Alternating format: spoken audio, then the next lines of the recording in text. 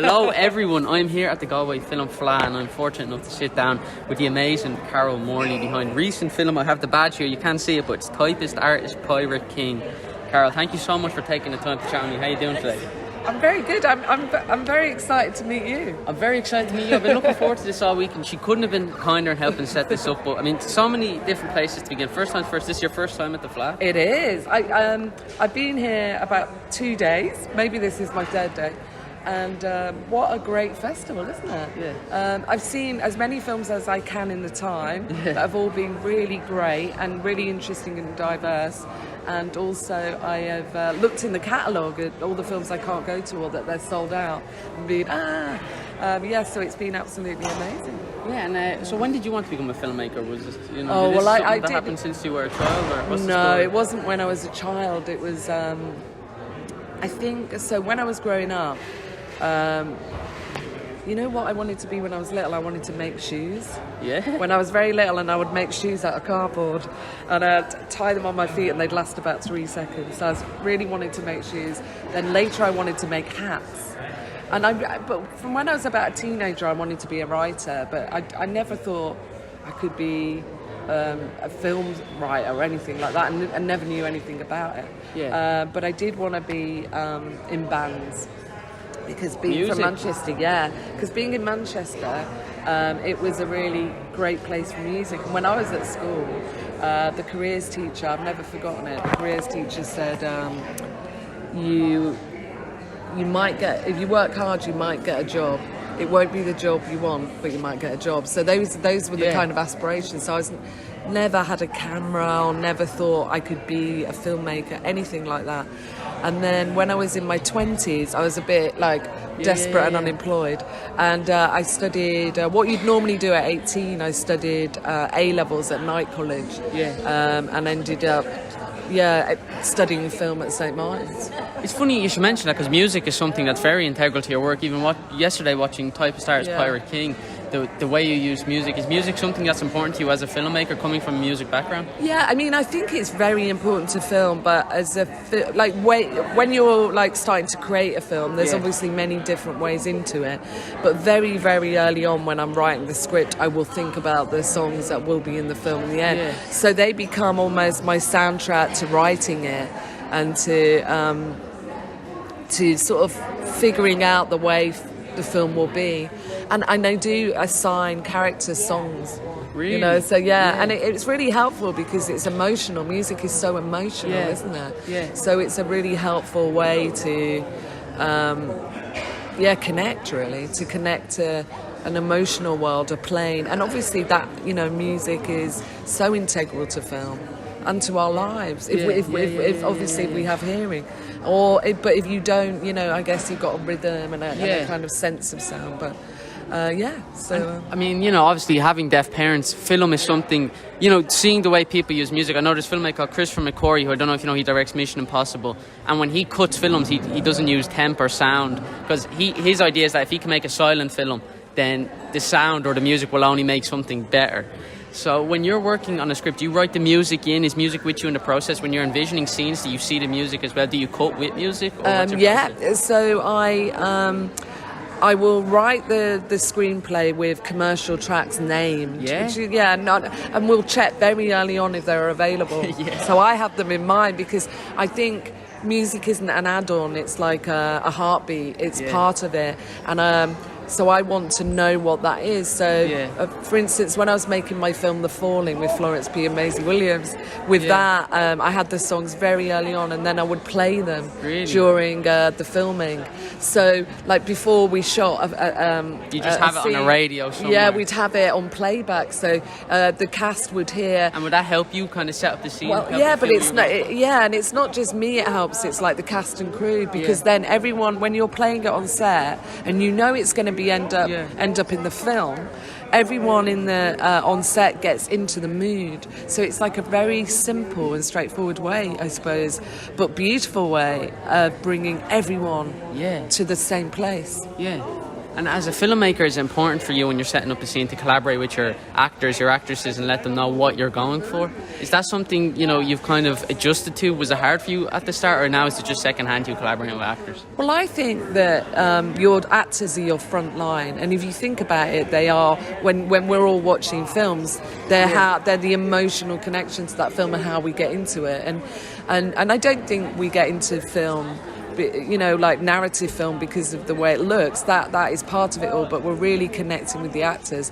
So I think when you're working with actors, you have to, I feel I always adapt to the way they work. So I might have 3 sort of actors that all have different ways of approaching a character. So I wouldn't impose one way of working. I would try and embrace their ways of working all in one, which can get quite complicated, because someone might be very instinctive, someone might want more a formal approach. So there's all very different ways of doing it, but I will do that. So it's always collaboration. So film is a massive collaboration.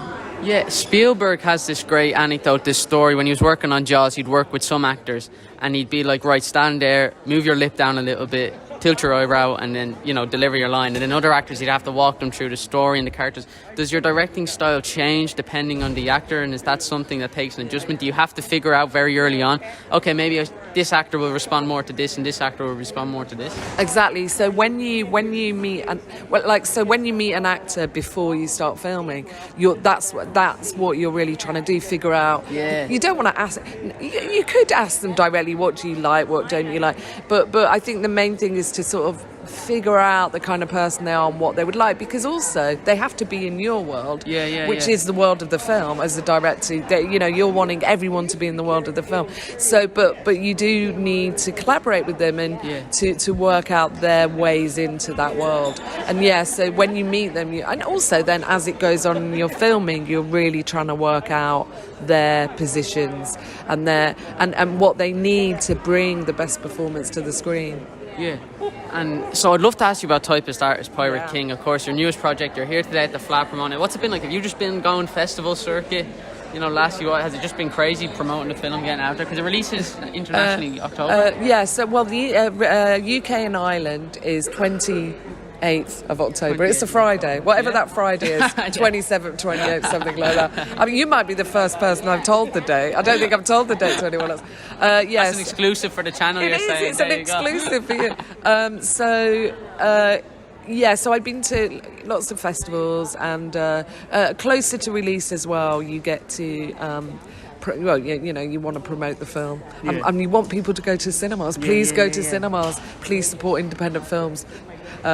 Don't just go and see the big films. Yeah, because that's the way to watch this film. I mean, watching it in the theatres yesterday, it was an unreal experience. I mean, seeing your own films in cinemas, we were talking about this a little bit before we even began recording. What's that process like for you? You were saying you never get used to it as a filmmaker? Well, I know, but I really do like to sit in, especially at festivals and with an audience, to feel an audience. Yeah, just to hear the reaction, because yesterday people were laughing and it was amazing. That's great, because I'm like, are people laughing? Are they not laughing? They're not booing. They're not. That's a good point. They're not booing.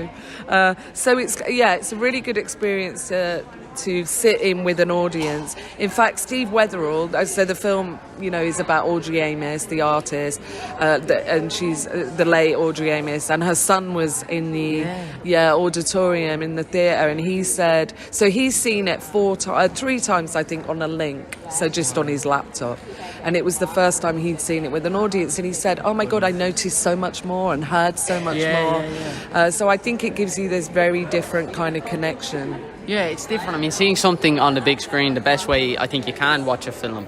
And so, as you as a filmmaker, do you edit on a big screen? Are you editing on your laptop? Or so what we do is in the edit room you have fairly big monitors, but every 2 weeks, I would say, during the edit we go and project it and watch it projected, because otherwise you're getting used to it on a small screen and you're not necessarily noticing stuff. So we go regularly to project it around the corner in Soho. But it's really important because the timing changes as well when you see it big. So the actual rhythm, when it's bigger, the rhythm of something. So it's kind of complicated because a film will have a life on the small screen as well. So it's like but I think you're committed to cinema, so you make it for a big screen. Yeah. Wow. And so when you're in the editing process, I know some filmmakers are like that. Watch it once at the premiere, maybe in 20 years when it's on the TV, and they might just sit down and say, it's not too bad. What's your process? Can you like rewatch your work? Because you were saying yesterday you're hypercritical. Can you watch your work that many times in the editing room and then not be like, oh, I want to kill myself? This is... No, I always want to kill myself. That's my little tagline for the interview. Yeah, I always want to... so I feel like... I was thinking about it this morning, actually, and I thought... It's a bit like if you wrote a book. Yeah. Or say you wrote an essay. Yeah. For school or wherever, and then you had to read it 150 times. And make sure there's no spelling mistakes. Yeah, and then keep reading it, and then submit it, and then after that, read it and read it and read it. So maybe there should be a comma here actually to help the flow. Yeah, you went, why did I miss that out? Or why did I write it like that? Or I could have done it like that. And so I think it's like, as time moves on, you change and you differ, and so you start to see.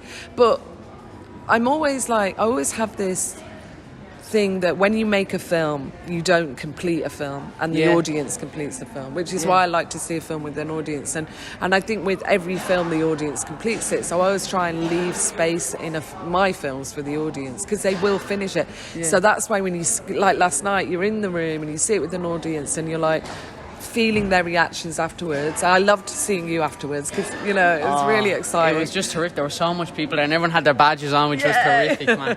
But seeing a film like that on the big screen, that's the way it's meant to be. But so being hypercritical, do your mistakes live with you as a filmmaker? Like if there's some small thing and like out of the blue that you notice, you're like, oh, we linger too long on that shot. Does that live with you forever, or do you just have to get to a point where you're like, okay, look, it is what it is? Well, I think that in Outer Blue, in every film I've made, in Outer Blue, The Falling, whatever, there are imperfections. I tend to I like imperfections because I think they're part of a sort of texture of something. So I don't mind imperfections, and they're all my imperfections. But I feel that there's some things that they're not imperfections, but there's things that you go, if I'd only had more time. Yeah. So I tend to shoot, I think Out of Blue was 26 days.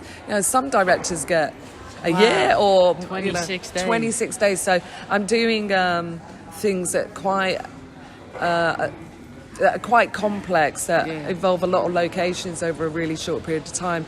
So sometimes you just have no more time to shoot something. And we don't really have the money to do reshoots. So a lot of films will do reshoots. So a director could go, I'm not happy with that, I'm going to go reshoot it. And I've never reshot anything. Really? In all your work? Or never. You've never had to reshoot? I've never done a reshoot. Have you wanted to? Well, I've been very much like, on a set, I'm like, I'm going to get this shot no matter what. So maybe the sun has gone down and there's no more light and we have to do an exterior shot, and we'll put a light on it to look like daylight just to finish, because I think for performance and performance, I think it's better to get it during the filming for, it feels right. I think you need that scrappiness as a filmmaker. You need to be able to come up with things, because a lot of filmmaking that I don't think people appreciate is problem solving, I mean, it's all problem solving. Yeah. When you're shooting, everything is against you. Really? The weather.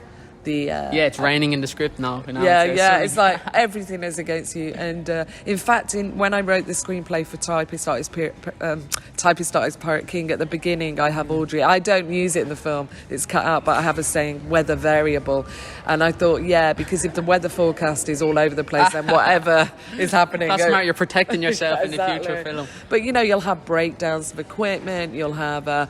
We did shoot it under COVID conditions, so you've got that to battle with, and then you've got all sorts of things. On Outer Blue, as you know, there's a cat in it. The cat got stolen. What? Yes, it got stolen from a motel room, and I think they were actually stealing the cage because it was quite fancy. And did you find a cat? The cat got returned, but not until we'd had to find another cat to replace it. So now you just had two cats on set. Yeah, we had two cats. So weirdly, because it had a double. Yeah, it had a double. It's a film about parallel universes, and it had a double. Yeah. Oh man. But that's such a fascinating point there you talk about. And for anyone who doesn't know, Typist Artist Pirate King, it's about the life of Audrey Amiss. Audrey Amiss? Yeah, you said it absolutely right. Oh, there you go. And so what was that process like? Because she is a real person, obviously there's such a level of honesty. You know, I mean, in something like The Falling or Out of Blue, maybe it's a bit different because they're not necessarily real people you're depicting, but something like this, it is so personal. Like you said, had her son in the audience. I think her nephew was there as well. Yeah. I mean, what's that like for you? Is there a certain level of pressure that comes attached to that? I think that you definitely have a responsibility when it's a real person to their legacy, but also to those that survived them. Like you know, her nephew was in the audience, and I feel that. But you have to also, when you make a film, you have that responsibility to the real person and their survivors. But I think also you have to then.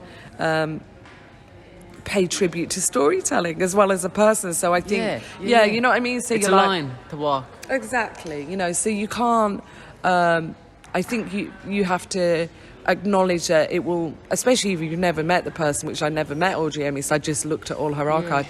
You have to acknowledge that it's almost like a fictionalised account, or it's like a semi-autobiographical, a fictionalised account. Because you can never get everything perfect. You're never going to be able to. You're never going to know. And also, if you imagine, if you did a portrait of your dad, it wouldn't necessarily be how he saw himself. So I think we all see each other differently and feel about ourselves differently. In The Falling, I have that line, we are all three people. The person we think we are, the person other people seeing the person we really are. And that I think everyone has that sort of public, private and secret part of themselves. So I'm always thinking about that in the film. So in the end, with Audrey Amiss, she was a real person, but she does become a character that I'm working with and thinking about aspects to show and not show and what's going on in her mind. And I had that amazing access to her diaries and all her sketches and paintings. So I got to be able to talk like her because I knew all the words she'd use, like bumsuck. She was big on bumsuck. That's another exclusive on the channel. Bumsuck. So do you feel like you have to look at her as a director and also as a human being? Because I mean, I assume, when you first heard about her, you didn't necessarily say, okay, I'm going to make a film about this character. You just knew her as a person, and then as a filmmaker, did you have to look at her in a different light and study her in a different way? Sort of explain that a bit more. Do you mean in what ways as a filmmaker? Because once you say to yourself, I'm going to explore this character visually, then all of a sudden it becomes completely different. Because whether you're looking at her art, you're not really thinking about her as a person. Then all of a sudden you have to make a feature about her and explore her life in a much more thorough way. So does that take more work from you? Well, yeah, because I think to go back to your other question as well, when you're creating a character, whether it's someone that really existed or it's someone that you're creating fictionally, you're probably, and when it's a fictional character, you're probably borrowing from real people that you know and you've read about and researched. But I think that in terms of when you're putting a character into a narrative, there are. You have to think about what they want, because desire is such a part of a narrative film. Like, what does someone want? Why are we watching a film about them? So in this case, it was Audrey wants that exhibition of her art. So you are giving them a kind of character that will both be connecting to the audience and make sense for the character themselves. And then the art in the film, I feel, is a sort of way into her because it's hers, because it's her real art that we show in the film. So I think it's all aspects of Audrey in one way or the other. But when you've got 80 incredibly huge boxes of archive and 50,000 sketches and all these diaries, you have to start to select and refine what you can put into the film. I don't know if that's answered your question. No, absolutely. And what's the research? Was the research process grueling for you? Because you have to get it right. And like you said, there's a responsibility you have as a filmmaker. So I think there's a line in Sid Field's book. It's like research as much as possible, so then you can do your own thing with it. So you can break the rules. So did you have to? I love you've read Sid Field. The last line of his book: "Don't get it right, get it written." Well, I think that research is really, really crucial to me, and So with the Typist Artist Pirate King, I got a screenwriting fellowship at Wellcome in London, and it gave me money for a year to research their collections and their archive. And then the Audrey Amiss was uncatalogued at the time, and I got to look at it all. So it was this amazing gift to get to know someone. But in all my work, I research, and in Typist Artist Pirate King, there's Sandra, played by Kelly MacDonald, who is the psychiatric nurse, and I did a lot of research into psychiatric nurses. And I think if someone, if you were to make a film and someone's a milkman, if you just write what you think about milkmen, you need to go and meet a milkman. You want to go and meet that milkman. You want to go on their, what do you call them? Their floats, and you want to spend time. And if you do that, you're probably going to find things that you wouldn't expect about them, but also about the course of their day.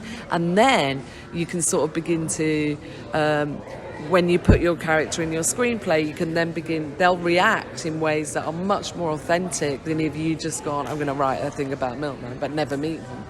Wow. And is that something that you experience in your other work, even when it's not an autobiographical thing? Do you also put, whether it's cosmology for something like Out of the Blue, is that research always integral in your work? So really? with Out of Blue, I hung out with a homicide detective. And the reason there's a cat in Out of Blue is because she had one.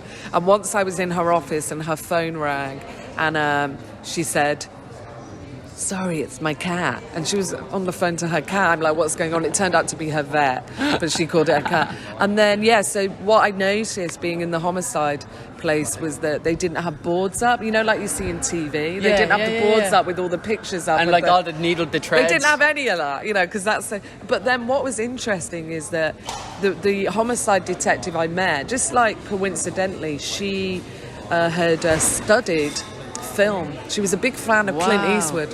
Really? Sergio Leone? She was all into all that. And she'd studied film, and after her degree, she'd gone, okay, I'm going to apply to study an MA in film, but at the same time apply to the police academy, and whatever comes first, I will do. So she ended up, that came first, police. So she trained as police, and then... But she told me, she went, every time I can't do an American accent, I will not punish you. But she said every time I go on a set, not a set, every time she went on to a crime scene, she saw it like a film set. She would see it like a scene from a film.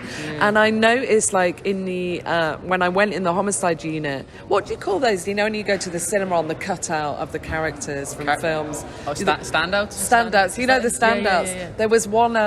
of the cops' offices, and they just had loads of standouts of cops from films.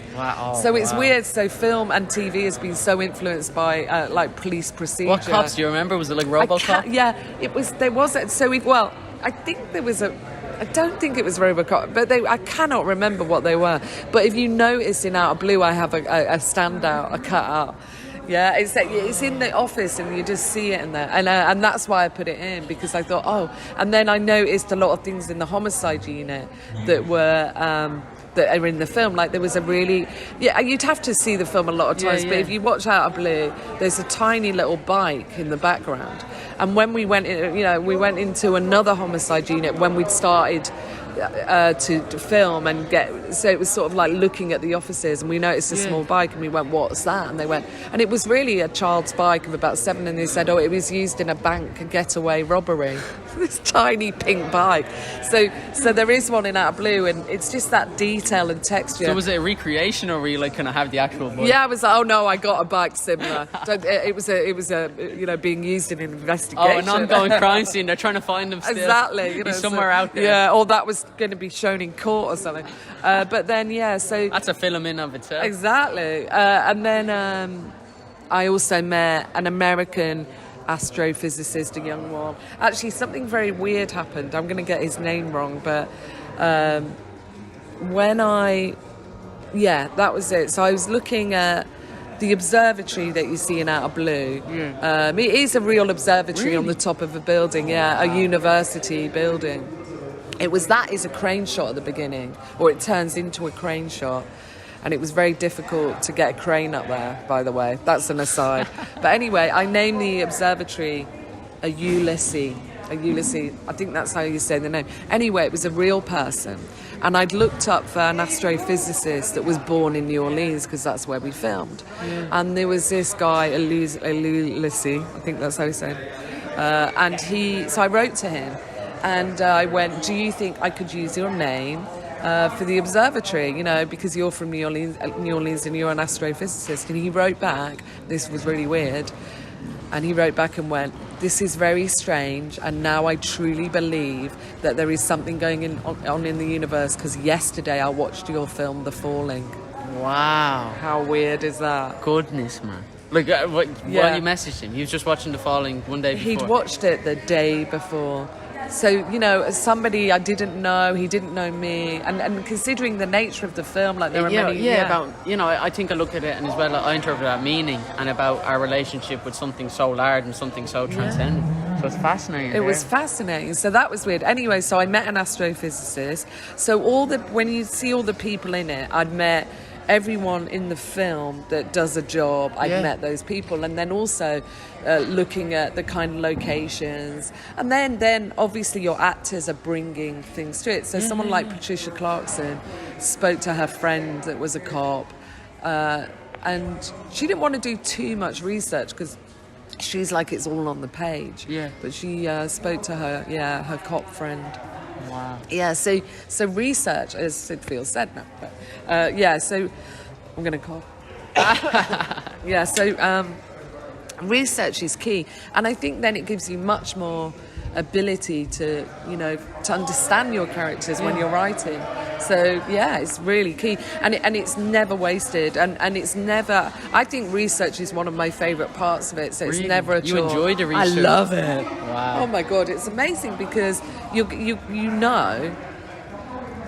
probably going to find something out you didn't know before. So if you went and hung out with the milkman, as we were saying before, or a homicide cop, or a school teacher, or whatever field, you're going to come away going, no, if I put that in a film, nobody would believe it. Wow. But I'm going to put it in the film because I now know it's true, or it's very real. And if you were writing something and did it and go, it doesn't ring true, I won't use that. So it enables things to be possibly more unusual, because real life can be so unusual, and real people can be so unusual. But it just gives an authenticity. And does that pursuit of knowledge appeal to you, just as a person, just finding out more about different people and different walks of life? Is that why you think research appeals to you? Yeah, and I think like filmmaking is about sharing stories with people, but it's also about you're sharing things in a way that might make someone look at things differently. So I think, I studied film not at a film school. When I eventually went to college, I studied fine art, film and video, so I went to an art school, and we were really encouraged to not just think about stories that we wanted to tell, but really interrogate how we wanted to tell those stories. So I think that how are you going to tell this story? And so I think that involves a lot of investigation, both in how you're going to put someone on the screen, but also what is the nature of what you're going to bring in and share. Do you make films to ask questions or to answer them? Ask. Never answer. Never answer. Yeah, really. I mean, no, because I think the audience, you want the audience to answer the questions, or to think about questions. And so, because before making like fiction films, I made documentaries, and so in documentaries I never wanted to close down the conversation. I wanted to open it up. So for example, if you can sometimes see a documentary, different kinds of documentary, all valid in their own way, but sometimes you can see a documentary and it's almost as though the filmmaker has had an exact idea of what they wanted. Yeah, it gives you the beginning, the middle and the end. Yeah, and the people in it are kind of quotations like in an essay, and I feel like, so I'm really interested in the contradictions of what people will say, so not smoothing them out, not saying this is the question and there's like one answer, or these are, so I'll always like throw up questions. obviously you don't want to leave the audience dissatisfied and coming away going, I didn't get an ending. I remember Peter Weir, he said after making Picnic at Hanging Rock, he vowed always to give his film endings. Wow, really? Yeah, and he said a Hollywood exec threw his coffee cup at the screen and went, there's no ending. But yeah, so we always vowed to give much more resolution. I like resolution, but I don't want to tie everything up. Yeah. You still want the audience to come away thinking about it. Is that what you want as a filmmaker? You want them the next day to be thinking about it? Not just the next day, years to Forever, come. yeah, Daniel, years to come. I mean, that's fascinating. Do you think that idea of you wanting to ask questions comes from your background as a documentarian? Do you think if you never did documentaries, like none of that, the research wouldn't appeal to you and this aspect wouldn't appeal to you? I don't know if it's because I did documentaries or I was drawn to films. And then I made documentaries not because I wanted to make documentaries, but more because I want to tell this story and that's the way to tell it. And I think I'm drawn to research because I just find it deeply engaging, and it's a place I love to be. And I wouldn't, obviously there's filmmakers that hire researchers that go away and do the research. I do all my own research because in doing the research, it might be. Somebody might give you a transcript of an interview, like what we're doing now. If it turns into a transcript and they don't hear how we're saying something. So I think it's very important to hear the way people, and if you're doing research, it might be the way you like on paper, it might be the way you recover a bit of information. Like a joke won't transfer. Yes, and it might be that you find, your excitement at finding this bit of research somehow finds itself in a film. It's all of that. So slippery slope. And someone might ignore a bit of information because they don't think it's important. But if you're doing it, so I do all my own research.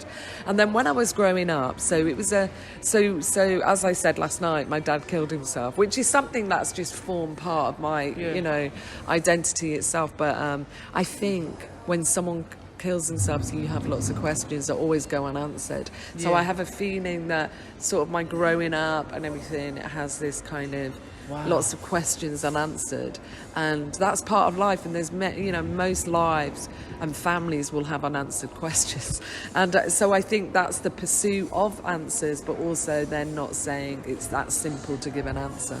Oh goodness, that is so fascinating, that point there. Do you feel like you are the filmmaker you are because you grew up the way you did? Do you ever think that maybe if you grew up in America, we would never have gotten Out of the Blue, even though it's set in obviously New Orleans, and maybe we wouldn't gotten Typist Artist Pirate King? Do you feel like you are product of your environment? Absolutely, and I feel like with Out of Blue, I think it is America through a British lens. I see that.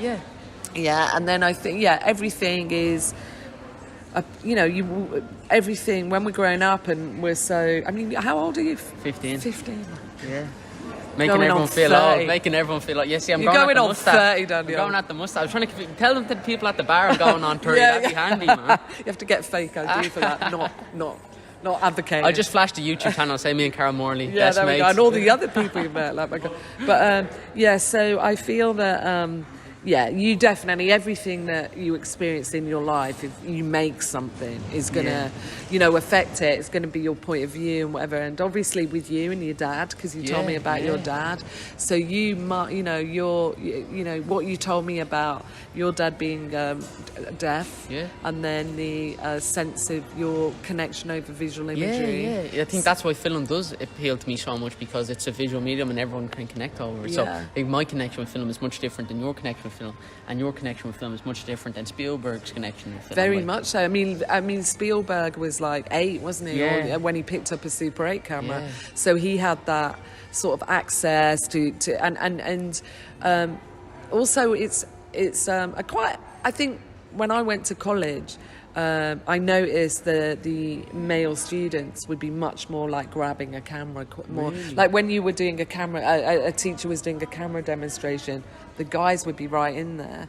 And I think that would probably change with like phones, like young women having phones, having access to everyone filming. has an access. Everyone has but I remember that. So I think the Spielberg generation, it's like, not that women wouldn't have had Super 8 cameras young, but I think the guys felt entitled to being directors because there were every director was a man. Yeah. So I think there was a certain sense of entitlement to shoot the image, and you will know that over the years there's been a lot of discussion about how we're going to get more people that are excluded from the film industry into it, including people with, other abilities or disabilities. And do you think there'll be a change in that aspect you're talking about? More women, more Well, I people think with there has disabilities? been. I think there has been, but it's... Are we seeing a shift, do you think? Yeah, but it takes a lot of work, and I've noticed as a woman... Actually, you've not asked me, so... But which is really good, actually, because it can get quite boring. But often as a woman, you're asked about what's it like to be a woman director. Really? And you think no one would ask a man what would it be like to be a male director. But I've actually just asked myself. There you go. Wow. And you didn't do it. Now so this is getting meta for me. It's going on. I don't know what's going on. Are you you're interviewing yourself, and I'll just let you work that one out. No, but it's such a fascinating point. I mean, the idea of film constantly changing is so interesting to me. I mean, my dad grew up watching films like, he grew up watching genre films like Jaws and Indiana Jones and Back to the Future. Now, genre films are in a different space in the media right now. Everyone's looking at genre films and saying, no one likes genre films. They're killing cinema. It's interesting to see the shift cinema has had. What's it like for you as a filmmaker since you were young? Did you have access to cameras when you were young? No, I really didn't have access to cameras. I was I never thought I would do anything particularly glamorous. Not that filmmaking is hard work. I don't know about glamour, but no, everyone lives in mansions in LA. Yeah, I mean, I suppose my glamour, like I said before, was to be in music, but I feel like the filmmaking didn't seem accessible, didn't seem like I could do it. In fact, recently I found a very old essay I wrote at school, and it was about a play. It was like I think I was 15 when I wrote it at your age, and it was about like a Shakespearean play, and I think we'd been asked a question like, how would a director set this play? And I was like, I was writing about a director then, and I noticed all the way through that answer it was he. Yeah. He. I never said she. Really? Because that was just your general idea of filmmakers. Yeah, that it was, and playwrights and playwright directors. Yeah. That it was theatre directors. That it was a very male sphere, and so I didn't grow up knowing any women directors whatsoever, and but also never thought that the kind of background I was from that I could ever access that world. So it was really slowly coming to it, and I think like you saying, your music seems so strong part of your films. I think that music sort of was a cheaper way to you could make music, but film is like, it just seemed like not a, I guess what I'm trying to say is music was around me, and I knew people in bands, so therefore it seemed but you didn't know anyone in film. No, exactly, so it seemed possible. It seemed like you could see yourself doing it. Exactly, whereas the film, no. So then when I was like 23, 24, I thought I'd better do something with my life, and I saw an advert for a night class in film and photography, and I did a part-time video course. So I was about 23, so it was much later than people would have gone to college, and then that's how I got into it. And then at 24 went and studied fine art film. Man, and when you found out about people like Agnes Varda, were you just like, because of course, women make films, or was it just well, the first person I remember discovering was Jane Campion and her film Sweetie. Wow. And then her of course, short films. She went on to be the exec producer of Typist Artist Pirate King. So remember her films, and then before that there was like experimental filmmakers. So there was a great avant-garde filmmaker called Maya Deren in America, and she was making films in the 1940s, really brilliant films, Meshes of the Afternoon, Atland. And so there had been, and were women, and I think at the beginning of Hollywood there was a lot of, at the beginning of silent film, shall we say, there was a lot of women in film, more women than they ended up being, because it wasn't seen as a particularly attractive career or as anything to do with power. And as soon as it became like that, the women kind of end up not being as visible. But it was only when I started to study A-level film and go to college. So it was only about 23, 24 I really discovered women in film, but they it's not dominated. Obviously, it wasn't dominated early cinema, like in terms of early talking cinema, and even the avant-garde, there weren't like loads of women, but I did discover them. I didn't know about that, about the start of American film, obviously involving a lot of women, because my idea of the start of American film is like 1930s Hollywood, male directors smoking cigars without their shirts on. Yeah, exactly. Like That's what it became. But at the sort of turn of the century and the inception of film, it was people not knowing what it would be. And it was still like unfound territory. People were still figuring out what it was. Exactly. And so, if you look into early cinema, it's really exciting how many women were involved, and and cameras were new technology that they were getting to know and getting with. But I think then over time, certainly, like when I was saying, when I went to college and the women wouldn't really touch the cameras first, there was this sort of odd relationship to you're right in a way to hold a camera. Very strange. That's fascinating. And who were some of the filmmakers that, when you were a child, or, well, actually, obviously your relationship with film was, but when you first started exploring film, who were some of the filmmakers you remember watching, you were like, wow, was it? Well, I remember going to, I remember when I did my A-level night class, and I'm going to give you another exclusive, Daniel. Oh, my lucky day, my lucky day. Do I get rich off this? I mean, is it like €1 million incoming? Fantastic. Well, it's only like a connection. But anyway, so when,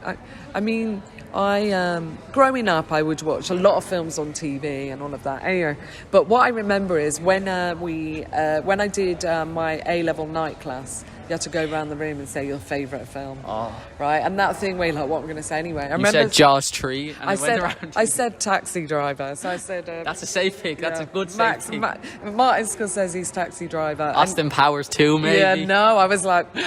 anyway, so then... I remember saying that, and then I had... years later, decades later, I got...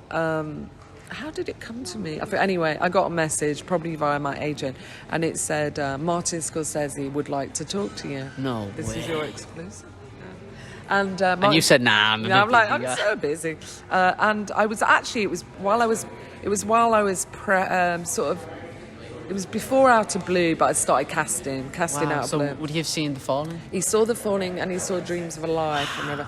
And but anyway, so he said Martin Scorsese would like to talk to you, and it was, can we have a number? He's going to call you this weekend, right? And it was the weekend before I flew to LA to meet James Caan, who's in Out of Blue, and so I had my mobile phone number. I gave that. And I think I might have given my home number as well. But the mobile phone... Is he your emergency contact in case anything happens? Well, yeah, it should be. But the mobile phone I had was worried I wouldn't get a signal on it. You can go into places and drop signal. Yeah. So the whole weekend I stayed in, and I kept my phone on the windowsill in case some places within a house have a pocket where they drop out. So I just kept it there, and it never rang, right? Well, he never rang. And then I had to fly to LA, and Cairo Cannon, my producer, said, why don't you let them know you're in LA? He's in New York, and it's the time. Anyway, so I didn't. I got another message back going, Marty's going to phone you today between 2 and 4. Yeah, between 2 and 4 in your hotel room. I'd given that number. So I was in the hotel room 2 to 4, which lasted about 28 weeks. It was like, and just extended time. And then nothing. And then at 4:10, the phone rang, and a voice came on saying, I've got Martin Scorsese for you. And then he comes on and goes, hello, it's Marty. Like that. And I actually just I can imagine him saying, and just hang up on him. Oh my God. Anyway, so I was like pretty much like unable to speak. But then I did speak, and we ended up chatting for 45 minutes. And he'd screened The Falling and Dreams of a Life in his screening room, I guess. And he invited his friends, one of them being Brian De Palma. Who I love. So we talked about Brian De Palma's sisters. I told Marty that I had said Taxi Driver when I was in my A-level class. So we shared he has sent me messages over the years, and then recently I was asked to write about Martin Scorsese. It was Marty's 80th birthday. Yeah, I remember that. Yeah. And I wrote a small, a tiny little thing for The Guardian about, I was to pick one of his films and write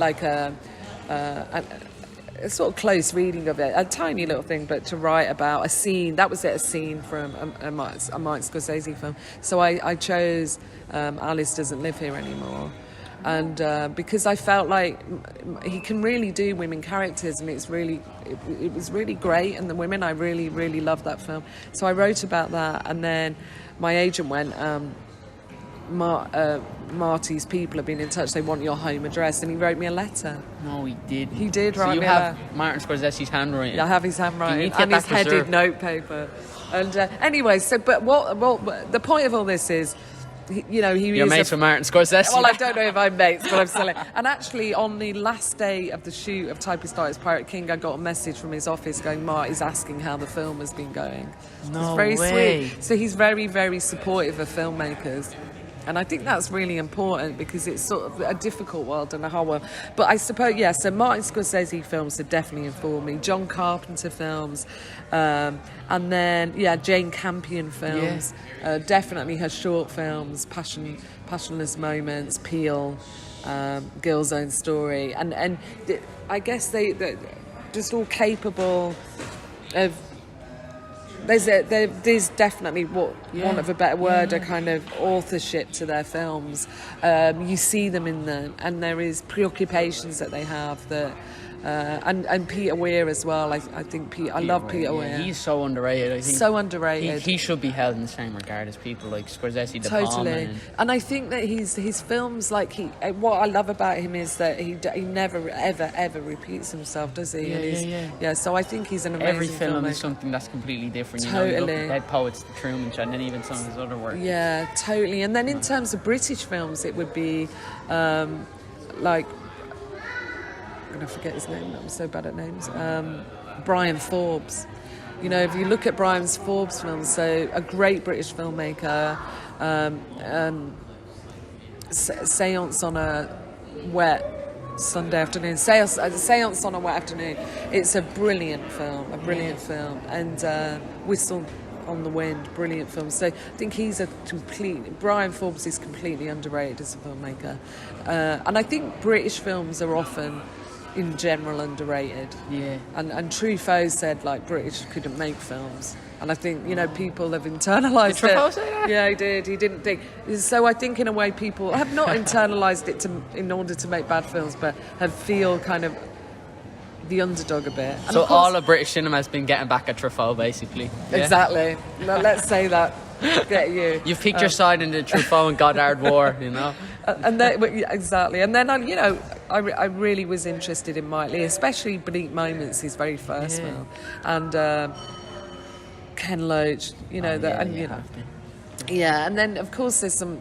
I feel like the women filmmakers that we have now, like Clive Bernard, Angela Arnold, Lynn Ramsey, they all write their own material, and if you look at.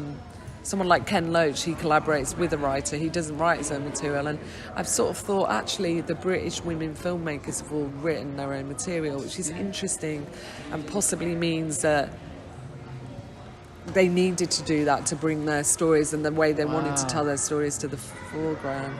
Writing and directing is something that's so fascinating, because obviously you do, and then people like Martin McDonagh, like all of his projects have been written. Paul Thomas Anderson, I think, is pretty much the same. But it's a fascinating aspect. One of the last questions I'd love to ask you is, what advice would you have for anyone looking to become a filmmaker? So can I ask you something, Daniel? Yeah. How did you get so smart? Oh, I think I was just born. No, I'm kidding. No, I don't know if I'm smart, but I appreciate you saying so. It means a lot. Thanks very much. Do you want to be a filmmaker? Yeah. So what advice I want you to ask me something specific then, advice. How do you deal with putting something out there that's yours? So does that preoccupy you? Yeah, that's just, I think everything else just besides that, that part for me is the leap, obviously, putting something out there and having your name on it. It's like, I think it's because when what we were just saying, in a way, when you put something out there, you're in it. Yeah.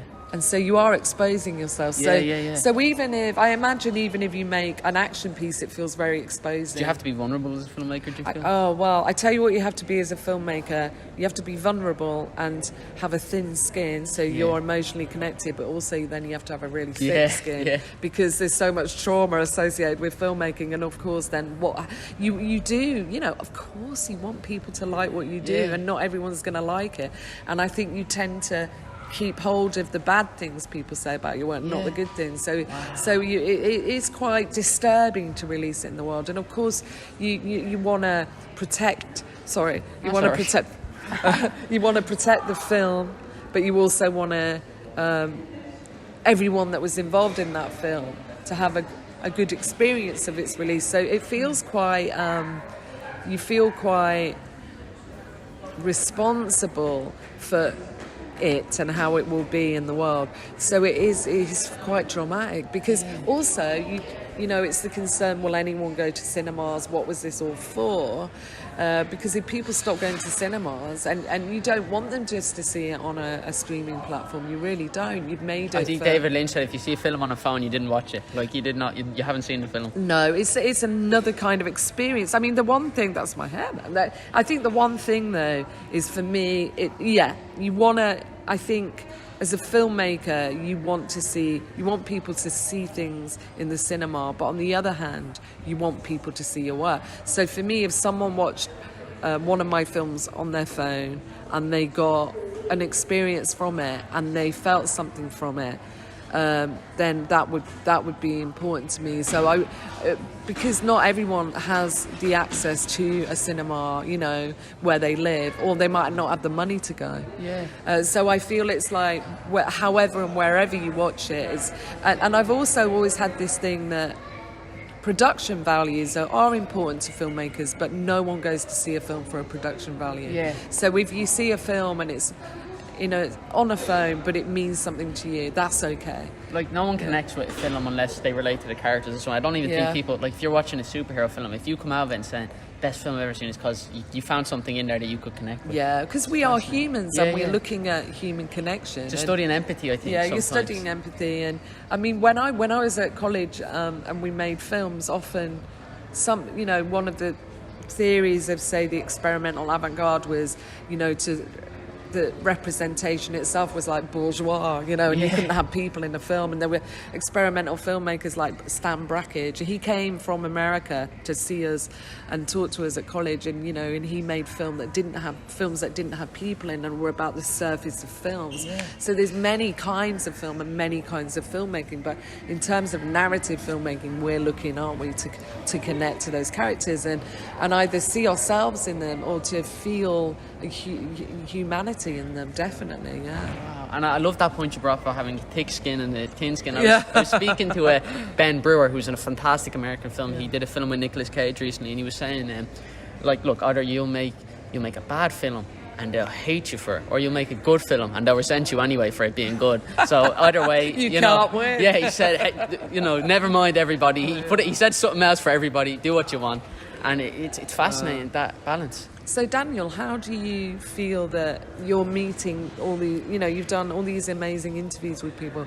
How do you feel that will inform what you go on to do? I think it's my film school. Yeah. I think it is, you know, every time just talking to a filmmaker, and like, you know, I was talking to you here about, that story of Spielberg directing people and Christopher McQuarrie editing without sound. These are all just things I've heard either from them or from their friends and like even just hearing you speak there about so many different things I didn't even think of before. Yeah. You know, I think that I think it is my film school, and it's like, it never gets any less. Like, it's never work. Like, people say, oh, you work so hard. It's like, it never feels like any work. Like, I'd do this every single day if I could. Like, I just love it. It's such an honor, and thank you very much for taking the time, Sham. It's such an honor. Lovely lad. No, thank you. I mean, you're here, you're so busy here. You have a master class, and I sent you a message and I was like, she's going to be so busy. I don't think she's going to take time to reply. I tell you what, you have a very good way.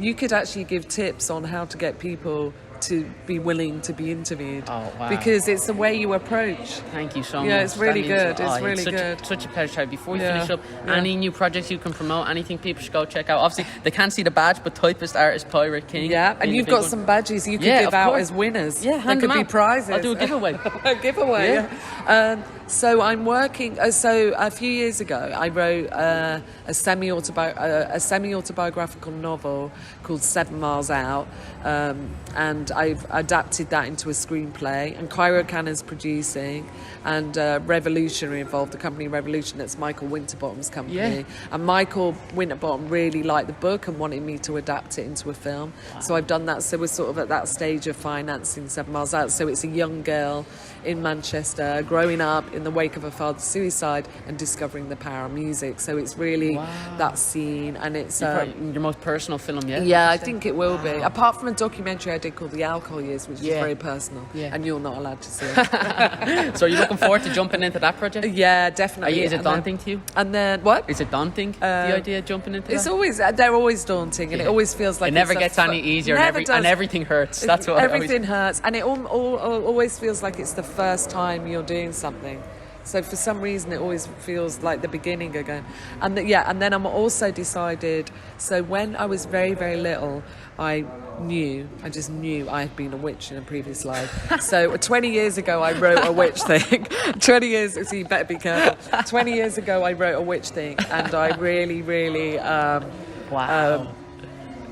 I totally knew I was a witch in another life. And 20 years ago, I wrote a witch thing. I didn't make it, and now I think, no, it's my time to make a witch film. You just feel like the world needs a witch film? Yeah, it needs my witch film by a real witch. And, so... I love how you're holding on to this, like, the real witch. Like, you're going to get the authentic witch, but you've never felt the representation you've needed. Yeah, I was a witch in a previous life, so this is something else. And, so I'm that's very early stages. Is that going to be a family film, do you know, or are you thinking more? No, I don't. I think it'll be sort of more in the realm... It's sort of time-travelling witch story in the realm of a kind of more... Is that kind of your teen adult? Your largest kind of project, your most out there, ambitious I film? hope so. And then also, so there's that. Every film I want to be the largest one. But then the other thing that's early stages is, so I did a radio show for Radio 3 that's still, it's on as a podcast on BBC Radio. On Muriel Box, who was a filmmaker, director and writer from the 1950s, and in fact she's Britain's most prolific woman director, and she was the first person ever to direct an Irish film, first woman director to direct an Irish film called The Other Eden, which they've restored it at the IFI. The IFI is great cinema in the world. So the Irish film restored it, and so she's like, I've done a lot of research into her life, and I feel she deserves a film back. And there's not many films I don't know if there's any feature films about women directors, like dramas. So I want to make... This wouldn't be a documentary. I want to make a drama about... So cool. Would you film that in Ireland, or...? Well, no. Maybe I could do it about when she was making The Other Eden, actually. Because I was sort of looking at her British film, you give me an idea there, Daniel. That one's for free, and never not listen. Never not listen. Always listen. That's a bit of advice as well, and you're clearly genius at it, but a lot of people do not listen. Yeah. And so when you're on set, I'm always thinking, just the amount of stress that's going on, listen to your actors. And you're really good at listening, so that means you're going to be a really great director. God, that means so much coming from someone like you. Really are you on Facebook, Instagram, Twitter? I'm on Instagram, CAROL MORLEY Film. I'm on Twitter. I think believe it or not, what's that, underscore CAROL Morley. Always awful to have an underscore, but Carol, I don't know why I ended up with that, but underscore CAROL Morley. And I am on Facebook, but God knows what I am on Facebook. I'm a CAROL Morley. The witch, is that? Yeah, I'm the witch. I'm a CAROL Morley, one of the worlds. But I'm active on Instagram and Twitter. And everyone, Typist Artist Pirate King is scheduled to come out October the 18th, or it's a Friday, whatever that Friday is, around October the 18th. Yeah, I got to catch it yesterday. I cannot recommend it enough. It's truly an amazing film, and you will all love it. Before we finish up, you can go follow me over on Instagram, DanielFeed33, or on Twitter. As always, if you have the means, please make sure to donate to the National Deaf Children's Society. And we're here today at the Galway Film Fleadh. Go follow them on social media. A website will be linked down below, and First Bite Catering. Thank you all so much for watching, and thank you to the amazing CAROL Morley for taking the time to chat with me. Such a pleasure. Thank you so much. Daniel, you will go far. Thank you. You already are. Thank you so much.